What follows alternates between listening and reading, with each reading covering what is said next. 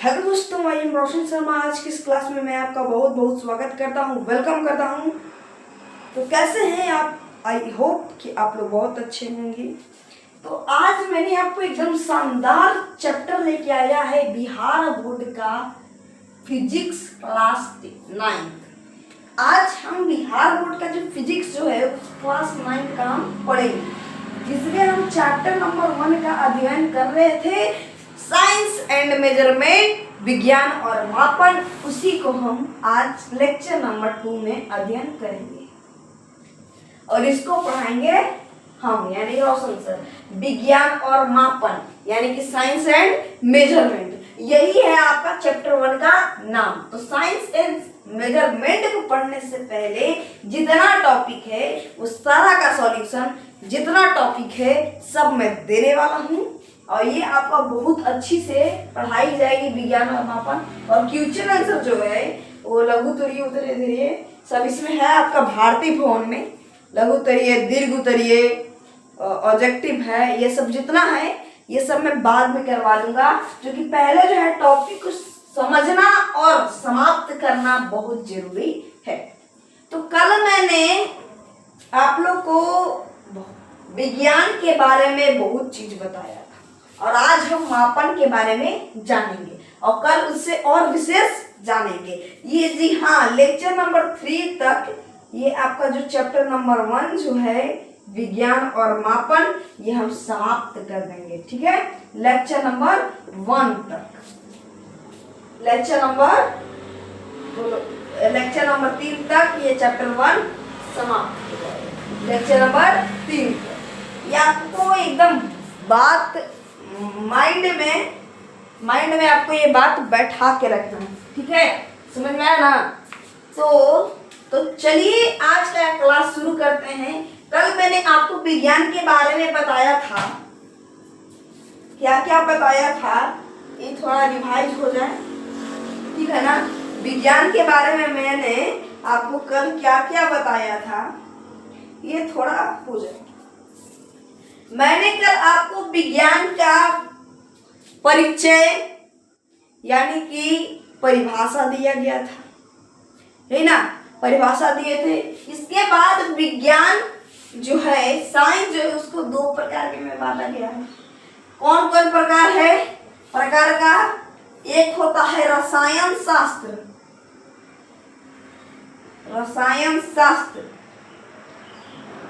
और एक होता है भौतिकी, यही ना? एक होता है रसायन शास्त्र, एक होता है भौतिकी, ये दोनों है। अच्छा, विज्ञान का, हाँ, विज्ञान जो है कितने प्रकार में बांटा गया ये बता दीजिए। ये तो फिजिकल साइंस हो गया। हाँ, भौतिक विज्ञान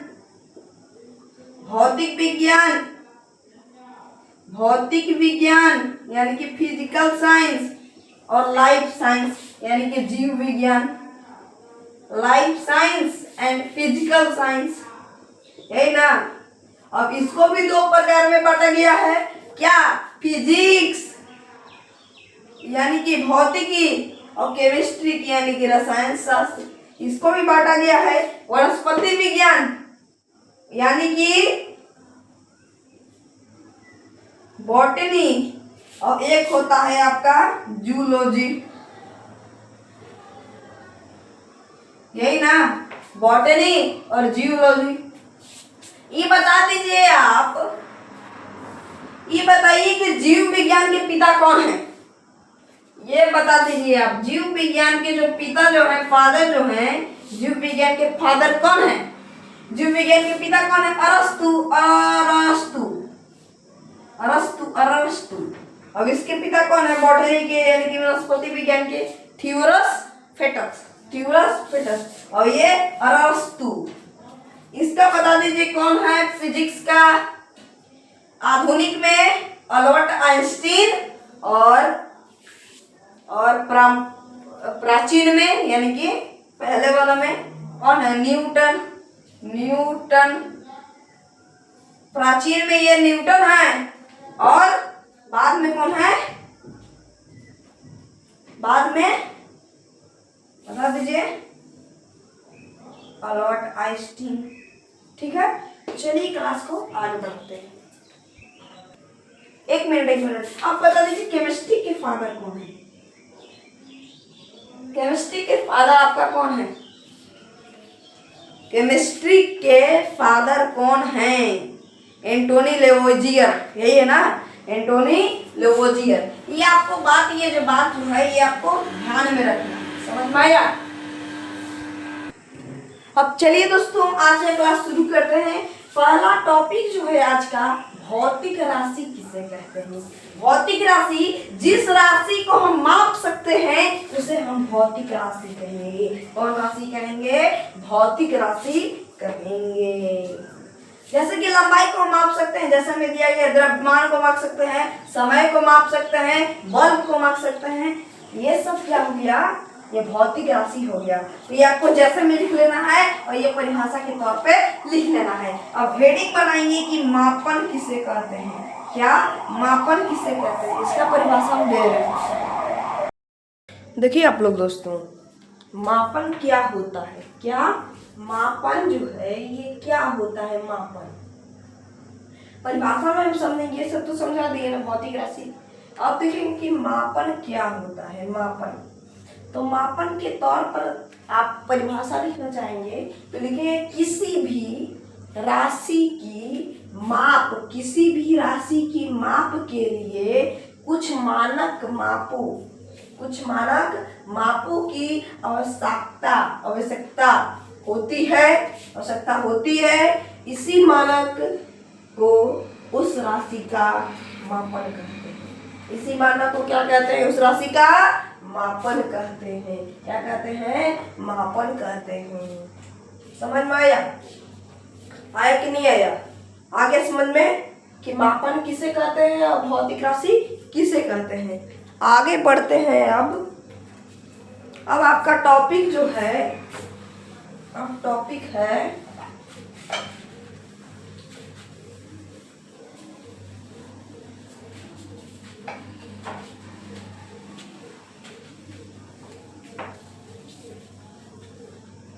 आपका जो टॉपिक जो है, टॉपिक में है कि आप ये बता दीजिए, भौतिक राशि लिखेंगे यहाँ, भौतिक राशि कितने प्रकार के होते हैं? कितने प्रकार के होते हैं? भौतिक राशि कितने प्रकार के होते हैं? ठीक है, ये आपका हेडिंग देना है। ठीक, तो भौतिक राशि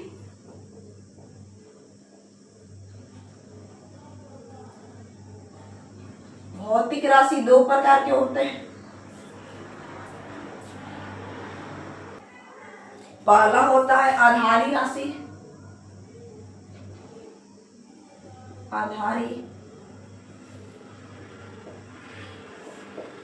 और दूसरा होता है व्युत्पन्न राशि,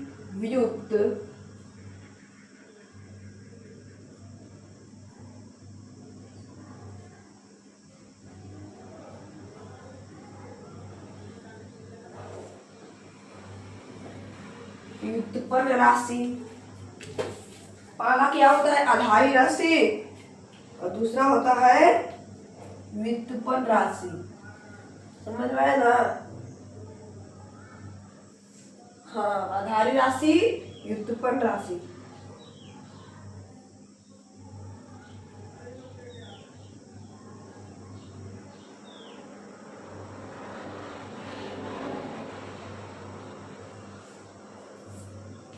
ठीक है,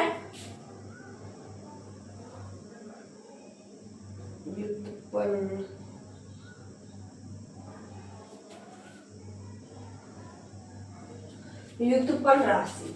तो आधारी राशि में हम लिखेंगे परिभाषा के तौर पे, अगर लिखना चाहेंगे तो लिखेंगे कि ये राशि स्वतंत्र होते हैं। क्या होते हैं? ये राशि स्वतंत्र होते हैं। क्या होते हैं? स्वतंत्र होते हैं।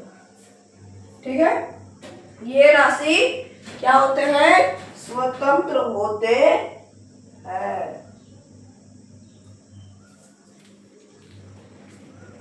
ये स्वतंत्र,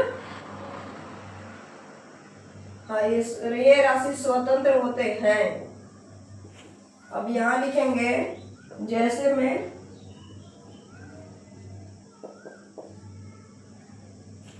लिखना लंबाई, द्रव्यमान, समय, डॉट डॉट डॉट इत्यादि। समझ में आया? डॉट डॉट डॉट इत्यादि।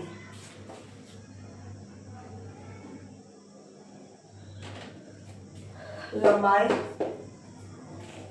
अब लिखेंगे कि आधारी राशि की संख्या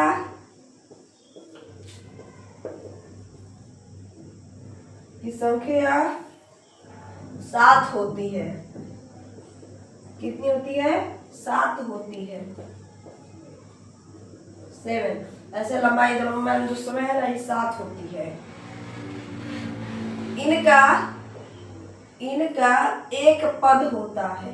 एक पद होता है। एक पद कहने का मतलब कि एक पद कहने का मतलब कि देखिए लंबाई जो है क्या है? लंबाई है, द्रव्यमान है, सेकेंड है, ये क्या बोला है तो इसका एक पद है, यही हुआ। अब व्युत्पन्न राशि में लिखेंगे कि ये स्वतंत्र नहीं होते हैं।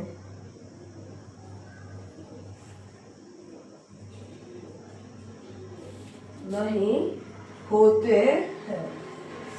और लिखेंगे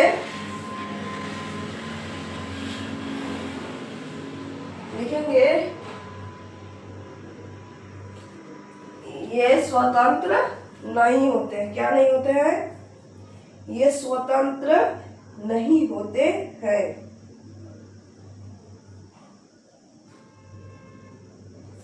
आगे लिखेंगे एवं इसे आधारी राशि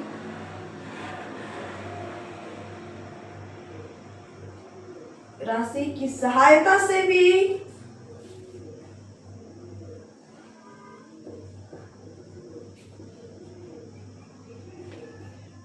लिखा जाता है। क्या किया जाता है? आधारी राशि की सहायता से भी लिखा जाता है। ठीक है, नोट डाउन कर लिए? फटाक से नोट डाउन करिए आप लोग।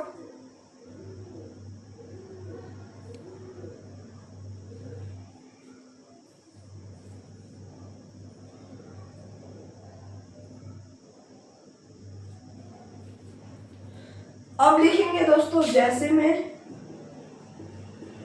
लिख देंगे कि आधार, क्षेत्रफल, बल और ऊर्जा, ऐसे बहुत चीज है, डॉट डॉट डॉट इत्यादि। समझ में आया ना? अब लिखेंगे इनका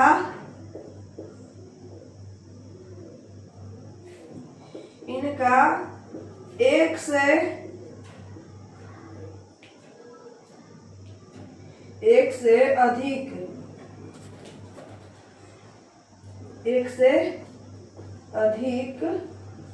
पद होता है। क्या होता है? एक से अधिक पद होता है। देखिए ये आपको समझ में आया ना कि इनका एक अधिक पद होता है। एक नहीं, एक से अधिक। इनका नहीं, इनका एक से अधिक पद होता है। एक से अधिक पद होता है। इनका एक से अधिक पद होता है। जैसे कि ये आधारी मात्रक की सहायता से, यानी कि यहाँ पे मीटर है तो मीटर स्क्वायर हो जाएगा, मीटर क्यूब हो जाएगा, इस प्रकार से हो सकता है। समझ में आया? चलिए अब एक क्वेश्चन पढ़ाइए कि आधारी आधारिक मात्रक नहीं, आधारी क्या था? आधारी राशि,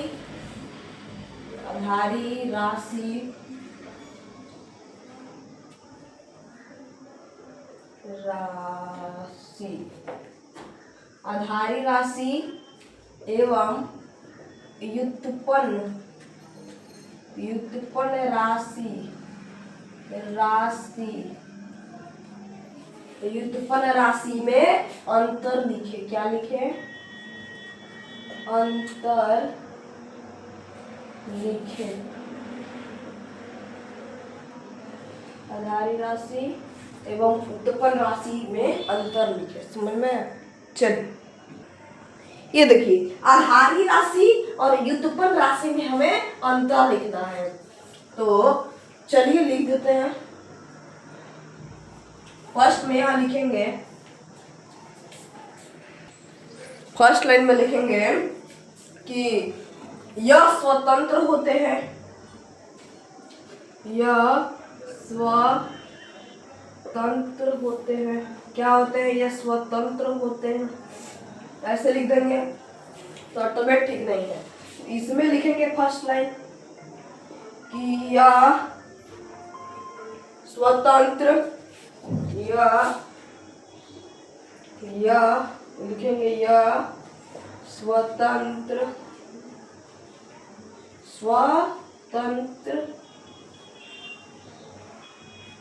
यह स्वतंत्र नहीं होते हैं, यह स्वतंत्र नहीं होते हैं। ऐसे लिख देंगे, यह स्वतंत्र नहीं होते हैं। ठीक है, यह स्वतंत्र नहीं होते हैं। इसमें दूसरा लाइन लिखेंगे, यह स्वतंत्र नहीं होते हैं बल्कि इन्हें आधारी राशि के सहायता से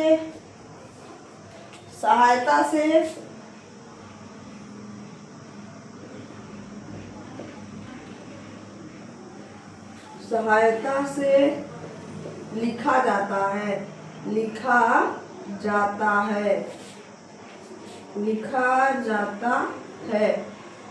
समझ में आया ना? इसे आधारी राशि की सहायता से लिखा जाता है। अब यहाँ दूसरा में लिखेंगे इनका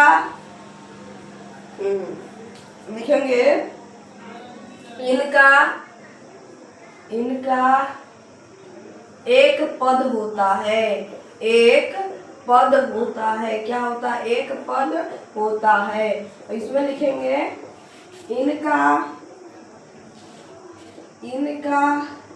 एक से अधिक पद होता है। एक से अधिक पद होता है। अब यहाँ लिखेंगे तीसरा लाइन में आधारी राशि लिखेंगे, आधारी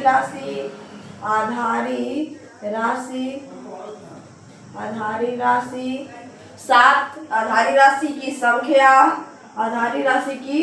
संख्या 7 होती है। कितनी होती है? 7 होती है। इसमें लिखेंगे व्युत्पन्न राशि की संख्या अनिश्चित होती है।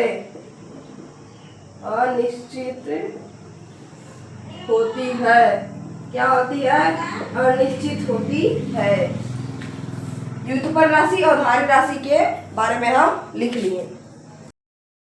ये देखिए दोस्तों, अब यहाँ पे टॉपिक है मापन। मापन 2 प्रकार के होता है। पहला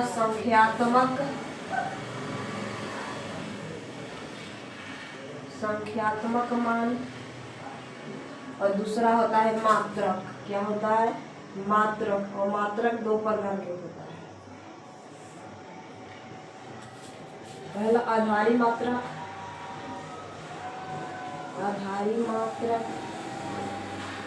और दूसरा व्युत्पन्न मात्रक। व्युत्पन्न मात्रक। ठीक है, संख्यात्मक मान या मात्रक का कहने का अर्थ है, जैसा कि यहाँ से औरंगाबाद मान लीजिए 40 किलोमीटर है। कितना है? 40 किलोमीटर। तो 40 हो गया संख्यात्मक मान और किलोमीटर हो गया मात्रक। मैं 5.5 फीट का हूँ। कितना? मैं 5.5 फीट का हूँ। 5.5 हो गया संख्यात्मक और फीट हो गया मात्रक। ठीक है, अब देखिए इसी प्रकार 2 केजी आलू, 2 हो गया और केजी हो गया ये। अब देखिए 200 ग्राम चीनी, 200 हो गया ये और ग्राम हो गया मात्रक है। यही समझना है। तो अब हम देखेंगे कि मात्रक का डिफिनेशन क्या होता है। किसका डिफिनेशन? मात्रक का डिफिनेशन देखेंगे, आधारी मात्रक का देखेंगे और व्युत्पन्न मात्रक का देखेंगे। ठीक है, चलिए देखिए। अब देखिए कि मात्रक किसे कहते हैं। हेडिंग है कि मात्रक किसे कहते हैं? किसी भौतिक राशि को मापने के लिए जिस मानक का प्रयोग किया जाता है उसे हम मात्रक कहते हैं। क्या कहते हैं? मानक रूप का प्रयोग किया जाता है उसे हम मात्रक कहते हैं। क्या कहते हैं? मात्रक कहते हैं। ठीक है, अब देखिए आधारी मात्रक क्या होता है। आधारी मात्रक क्या होता है? तो वह मात्रक जो किसी अन्य मात्रक पर निर्भर नहीं करता है। किस पर? कोई अन्य मात्रक पर निर्भर नहीं करता है, उसे आधारी मात्रक कहते हैं। क्या कहते हैं? उसे आधारी मात्रक कहते हैं। ऐसे मात्रक एक दूसरे से स्वतंत्र होते हैं। क्या होते हैं? वह स्वतंत्र होता है। जैसे में लंबाई हो गया, द्रव्यमान हो गया, समय हो गया।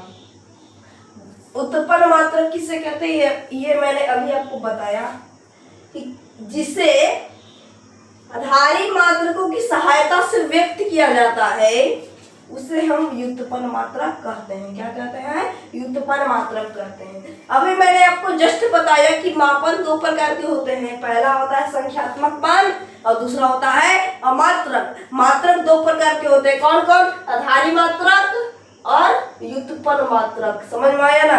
ये दोनों पढ़ लीजिए। तो आज का ये लेक्चर नंबर 2 यहीं पे समाप्त करते हैं। अगले वीडियो में ये चैप्टर जो है विज्ञान और मापन ये खत्म हो जाएगा। ठीक है, विज्ञान और मापन कल के वीडियो में खत्म हो जाएगा। तो आज किस लिए यहीं पे खत्म करते हैं वीडियो। तो के लिए बाय बाय, जय हिंद, जय भारत।